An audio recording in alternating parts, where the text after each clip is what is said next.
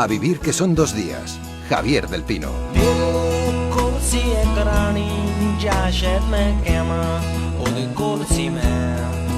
Ramón Lobo, buenos días. Muy buenos días, ¿qué tal? Muy bien, aunque fíjate, pensaba yo que podíamos abrir comentando un poco el hecho de que hubiera elecciones ayer en Afganistán y sin embargo en ese país ha ocurrido algo que te afecta de manera más directa, porque es la muerte de una persona a la que tú conocías, ¿no? Sí, Anja, la fotógrafa de la Associated Press alemana. Nosotros nos conocimos en Bosnia hace ya muchísimos años, en el año 93. Recuerdo que Gervasio Sánchez, Julio Fuentes y yo íbamos siempre a su casa oficina de la agencia EPA en ese momento y allí pues escribíamos y transmitíamos y le bebíamos el whisky también. Y bueno, la he encontrado en muchísimos sitios, era una fotógrafa extraordinaria, su trabajo se puede ver en internet, simplemente busquen su web, tiene un trabajo extraordinario en Afganistán y en otros muchos sitios. Se llamaba Anja Niedringhaus, estaba sentada junto con una reportera canadiense en la parte de atrás de un coche para hacer un reportaje además sobre esas elecciones de ayer y bueno, pues alguien de repente se acercó a ellas y empezó a disparar. Sí, fue un policía. Un policía que luego inmediatamente se entregó, ¿no?, a las autoridades. Lo hizo sí, también es un aviso de navegantes porque, bueno, Afganistán no va a ir bien. Después de la retirada volverán los talibán tarde o temprano. Y todo lo que hemos estado haciendo en realidad es una gran mascarada. Y qué paradoja, ¿verdad?, que Anja sacara esas fotos tan maravillosas y tuviera uno de los ojos más bonitos en la historia del periodismo, ¿eh? Sí, yo siempre le hacía esa broma, le decía, eres la mujer con los ojos más bonitos que hay aquí en este momento. Y le señalaba un círculo alrededor de ella y ella siempre se partía. Y siempre que nos veíamos me hacía ella la broma también. Come sail your ships around me. And burn your bridges down. Desde aquí habría que recomendar que la gente vaya a la página web de esa periodista, esa fotógrafa, Anja Niedringhaus, a ver las imágenes que tomaba. La mujer murió hace solamente un par de días cuando fue tiroteada en ese coche en Afganistán. Vamos a hablar, Ramón, de algo que no nos ocupa mucho habitualmente a ti y a mí porque me parece que no se nos da bien, que es la economía. Pero está cambiando las finanzas de la misma manera que Internet ha cambiado el periodismo. Tú lo sabes, lo mencionabas, lo charlábamos el otro día, una moneda electrónica que se puede enviar por Internet directamente de persona a persona sin el banco como intermediario. La usan más de 700.000 personas ya y hay unos 15.000 comercios en todo el mundo que también la aceptan. Nos referimos a esa palabra que tanto se pronuncia últimamente y que en tantas portadas de revistas está, la palabra Bitcoin. Sí, es una manera innovadora, una red de pagos, una especie de nueva clase de dinero. Entre sus características destacan que no depende de ningún banco y ningún gobierno. Y esto puede ser una buena noticia o una mala noticia, no sabemos. Las transacciones y la emisión de los bitcoins se lleva a cabo de una forma colectiva en la red. Todo el mundo puede participar. Según parece, las transacciones son más seguras que lo que hacemos en una cuenta bancaria tradicional por internet y su valor depende un poco del número de usuarios que la utilicen. Y se puede cambiar también por euros, por supuesto, y otras divisas, dólares, etcétera. Si nuestros oyentes utilizan una cuenta bancaria por internet, les puede resultar fácil entender un poco cómo funciona, ¿no? Es el proceso de enviar bitcoins, recibirlos o efectuar pagos. Sería como enviar un correo electrónico. Podemos crear una cuenta Bitcoin donde gestionar nuestro dinero, igual que una cuenta bancaria por internet. Si sabemos la cuenta del destinatario, que es su correo electrónico, podemos enviar bitcoins a cualquier parte del mundo y de forma recíproca podemos recibirlos si otras personas tienen una cuenta de ese tipo. Además, Bitcoin abarata los costes, sobre todo por una cosa, y es que una cosa más muy romántica: elimina a los intermediarios, a los bancos.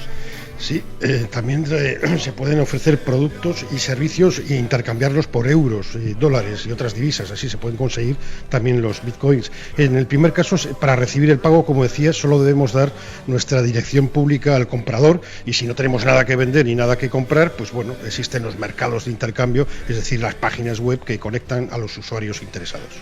Es un concepto, el de Bitcoin, concebido en el 2009. La identidad de su creador, además, ha sido objeto de mucha especulación. Hay una investigación de la revista Newsweek, sobre todo ahora que ha vuelto al papel, habría con ello. De hecho, el discreto creador, según esta revista, es un jubilado que se llama Satoshi Nakamoto, de origen japonés, que vive recluido en un barrio relativamente modesto en Temple City, en California, donde también cultiva su pasión por los trenes en miniatura.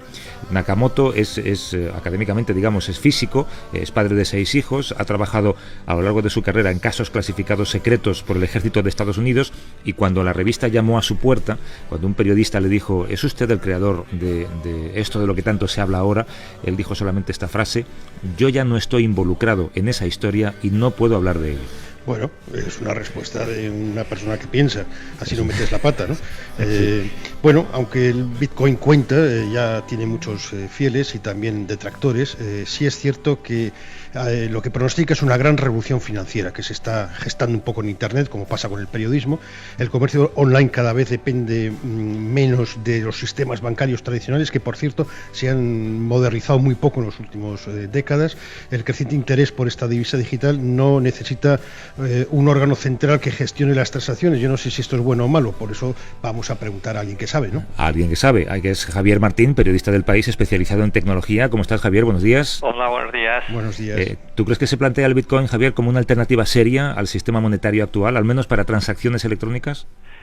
Pues sí, realmente sí. Quizá no se llame Bitcoin y se llame de otra forma, pero su tecnología tiene un gran futuro.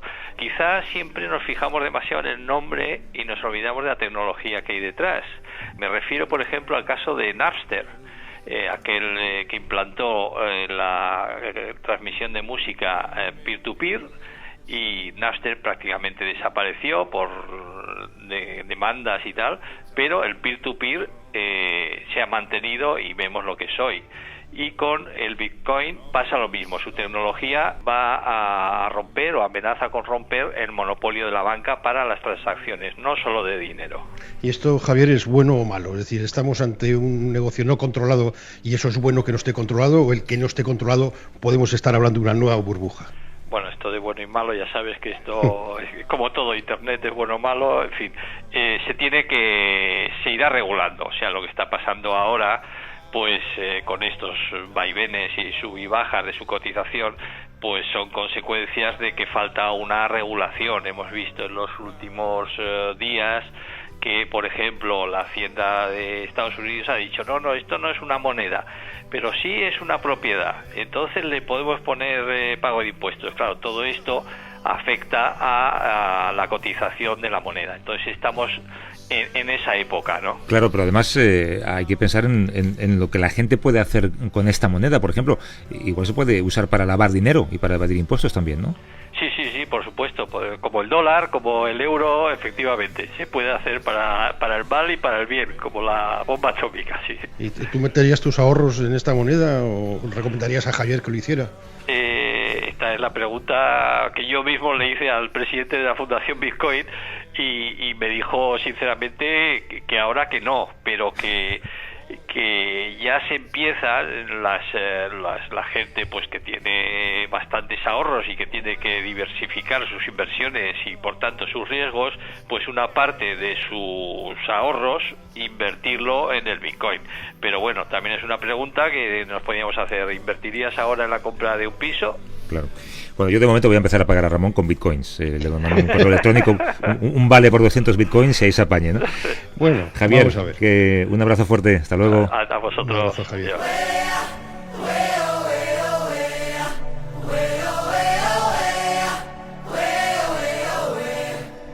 En la página web del Zoológico de Copenhague, Dinamarca, se puede leer solamente esta frase: se ha hecho todo lo posible para buscarles otra ubicación, pero no se ha encontrado ningún otro parque dispuesto a acogerlos. En febrero, ese zoo fue noticia en todo el mundo por matar y por diseccionar ante el público asistente a una joven jirafa sana, con la que después alimentaron a los leones de ese zoo. Fue un vídeo que dio la vuelta al mundo, Ramón. Sí, pues Javier, ahí no acaba la cosa. Ahora se han cargado los leones. Se han cargado 4 leones. También han sido sacrificados porque han comprado o han adquirido un nuevo macho. El nuevo macho era incompatible, parece ser, con los dos machos mayores y también con los más jóvenes. Unos los han matado por viejos y otros por jóvenes. Y el caso es que no sé, yo tenía una buena imagen de estos daneses. Sí, la verdad es que la dirección del zoo argumenta que la decisión de matar a estos animales elimina sobre todo el riesgo de endogamia, con problemas médicos posibles, ¿no? Y también la edad avanzada de los animales mayores. Los otros dos a los que se trató de colocar sin éxito en otro centro eran, como dices tú, demasiado jóvenes para poder sobrevivir con el nuevo inquilino. Sí, bueno, la jirafa, de la que empezábamos hablando, tenía 18 meses, fue sacrificada en febrero, se llamaba Marius, la pobre, pese a una intensa campaña pública en Internet para salvar la vida de este animal, la dirección quiso sacrificarla alegando que había que evitar futuros problemas de consanguinidad. El director científico y algunos trabajadores del zoo llegaron incluso a recibir amenazas de muerte por ello. Hay otro punto polémico y es cómo se sacrificó a este pobre animal, ¿no? A la jirafa, que además es un animal bastante entrañable, ¿no? El animal murió por un disparo de una pistola de perno en la cabeza, después de que se descartase el empleo de una inyección letal que hubiera contaminado la carne, porque luego la jirafa, como decíamos, se dio a los leones como comida. El centro ha asegurado que sacrifica entre 20 y 30 animales de media al año para que las especies se conserven sanas. Y nos preguntábamos, Ramón, ¿esto se hace en todos los zoológicos? ¿Es una cosa de Dinamarca? ¿No habría más alternativas? Y sobre todo, ¿esto se hace también en España? Así que saludamos a José Ignacio Pardo de Santillana, que es director del Zoo de Santillana del Mar, en Cantabria. ¿Cómo estás, José Ignacio? Buenos días. Hola, muy buenos días. ¿Usted cree que lo que se ha hecho con estos animales ha sido lo más apropiado desde un punto de vista profesional, incluso le diría ético? Bueno, yo no sé los problemas que tendrían en este zoo con esos animales. Yo no suelo aquí no sacrificamos animales en el zoo de Santillana. Hace 30 años sacrificamos un lobo con una herida que no conseguíamos curársela, con problemas de convivencia, bueno, pero no lo hacemos prácticamente nunca, les dejamos morir de viejos porque, entre otras cosas, yo tengo 69 años y no quiero sentar un precedente y que me acaben poniendo a mí una inyección letal. Bueno, pero, por ejemplo, yo en el caso de la jirafa, me parece un poco el que la gente vea una escena de esas, suponiendo que tuviesen que sacrificarla, aunque siempre estoy seguro que ha habido zoos que la podían desear, igual no les encontraban que eran zoos idóneos para ella, pero el sacrificarla así y despiazarla delante de un público, que la gente hoy en día no está preparada para esas cosas, me parece que matarla ha sido una pena y que la forma tampoco ha sido la idónea. El tema de los leones ya es otra historia, pero si tienen problemas de que haya endogamia y de que se reproducen, ahí se pueden utilizar implantes. Lo que pasa es que si quieren tener leones tendrán igual que esperar a que se mueran los viejos para traer uno joven. Yo he tenido una leona que murió con 20 años o 21 y la tuve sola en su instalación los últimos 3 con cataratas porque estaba deseando que se muriese, pero no quería yo matarla. El día que se muera, pues tal. En los zoos tiene que haber animales viejos, aunque sean más bonitos los jóvenes, porque si no hay animales viejos quiere decir o que se les puede sacrificar o que no hay buena salud en ese zoo. Yo he tenido un jabalí de 21 años, que es un récord, y al final estaba a dieta blanda, pero es que me daba pena matar. Y en cuanto a eso digo, los leones, pues yo pienso que el haber esperado a que se muriesen los viejos, porque encontrar alojamiento a unos leones estoy totalmente convencido de que es muy difícil.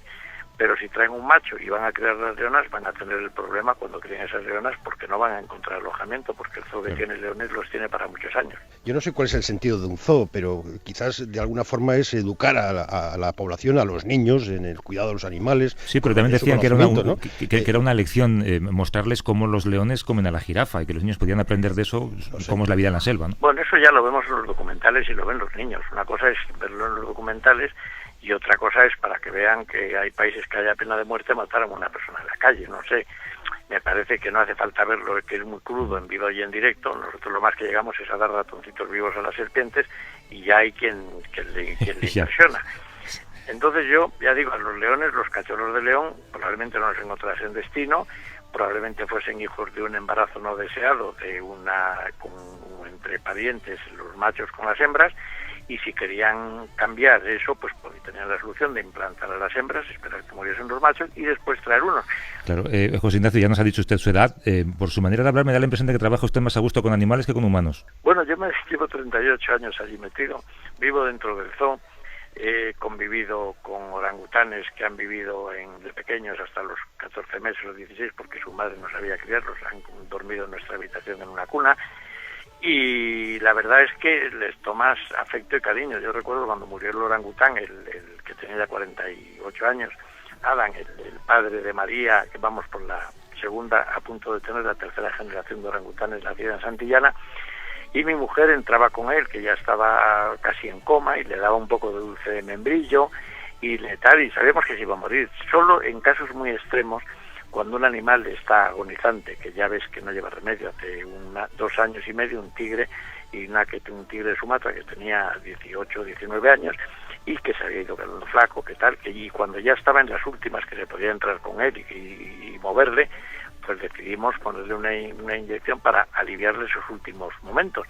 Pero hay veces que ha habido animales enfermos que no dábamos por ellos nada y de repente se han curado casi milagrosamente, como ocurre a veces con los humanos, y han vivido más años. y dices, ahora se va a morir, le voy a sacrificar. No sé, a mí no me gusta. José Ignacio Pardo de Santillana, que es director del Zoo de Santillana del Mar, en Cantabria. Gracias, un abrazo. Muchas gracias. Bueno, un adiós.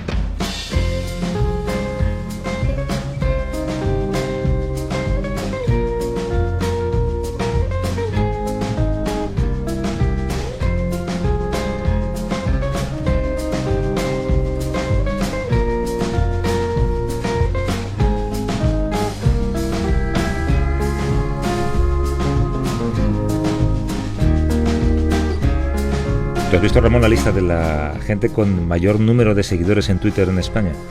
No. Bueno, no, más que la gente es un poco las instituciones, ¿no? Por supuesto, primero son equipos de fútbol, luego son jugadores de fútbol, luego equipos de fútbol, luego jugadores de fútbol. Yo me preguntaba si a lo mejor el Twitter en España es de verdad, igual es de mentira.